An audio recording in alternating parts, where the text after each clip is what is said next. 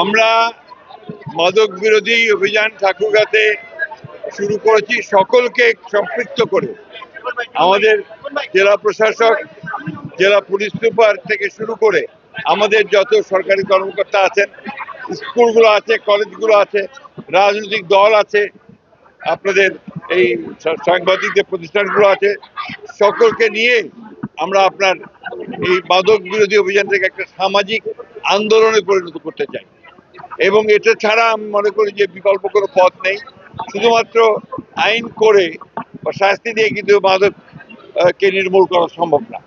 আমি বিশেষ করে আমরা ঠাকুরগাঁতে যে পদক্ষেপ নিতে যাচ্ছি, সেই পদক্ষেপগুলোর ফলে আমরা কিছুটা ইতিবাচক ফল লাভ করবো অবশ্যই।